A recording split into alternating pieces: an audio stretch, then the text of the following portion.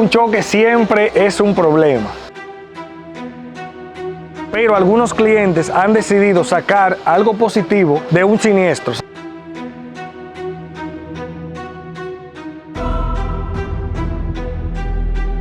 Esta Hilux que tenemos acá, el cliente lamentablemente chocó, nadie quiere chocar. Entonces vamos a pensar lo siguiente, señores. Vas a tomar un tiempo buscando piezas, vas a tomar un tiempo en un taller y como quiera te vas a quedar un tiempo sin tu vehículo. Entonces, este bonete ya el cliente lo trajo nuevo para cambiarse. Vamos a cambiar luces, bumper, vamos a hacer un trabajo de cambio acá en el frentil que también vemos que sufrió por acá. Vamos a tener que enderezar todo eso. Vamos a cambiar algunas piezas internas también en nuestro taller que se han afectado y vamos a sacarle esta Hilux como el cliente la quiere. Ahora feliz de haber chocado para sacarla 2022.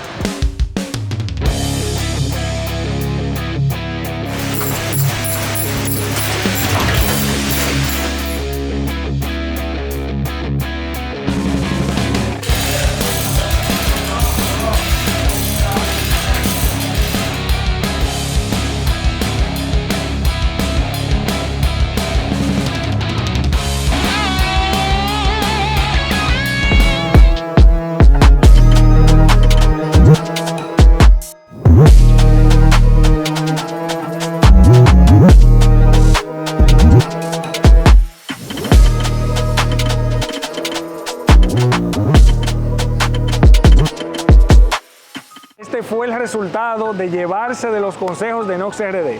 Un vehículo ya totalmente transformado, aprovechando el choque para hacer cosas buenas, para sacar el vehículo totalmente actualizado.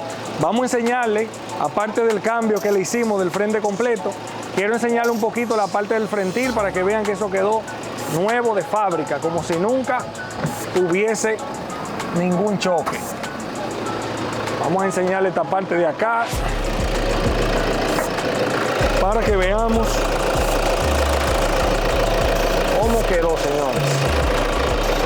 Eso quedó totalmente nuevo.